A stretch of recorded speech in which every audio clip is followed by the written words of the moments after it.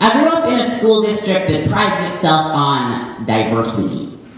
What this means is we learned the civil rights movement early and often. In this version, there were no hoses, no bullets, no dogs, only a preacher and his choir.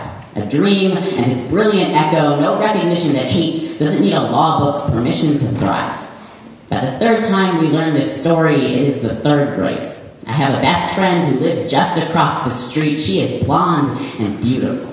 So on the playground, I teach her the sweetness of honeysuckle growing just beyond the fence. We are both so reckless with our love. Our teachers smile at us with a hungry kind of urgency. We are the perfect poster children for their post-racial American dream. Until one day, we are walking home from school. She is so quiet, I can hear the whirring of the tiny compass in her throat. She turns to me and says, "You know, I don't think we can be friends anymore because black people were mean to white people back then, and she doesn't know if she can love me through the barbed wire of this history." She turns the corner and leaves me there, gasping, the air wrung out from every hollow of my body by some knotted fist I do not yet have names for, so I call it shame. Walk home with my tail tucked between my legs, leave my tongue on that sidewalk, glinting and silent in the sun.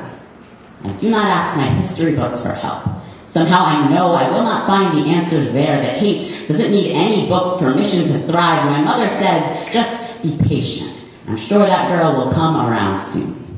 Of course, she never did. Of course, I crawl back to her. I love you. I'm sorry. The way the dog always forgets the impact of the boot. I love you. I'm sorry. And she forgave me. My mother says it must be in our blood.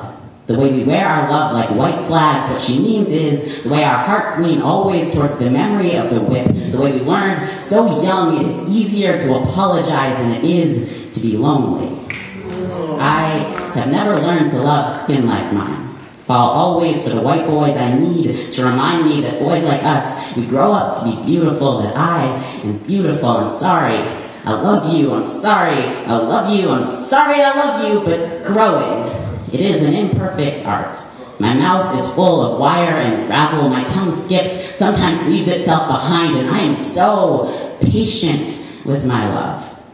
Still, I have learned the word for rage, that knotted fist. One thing I will never apologize for again.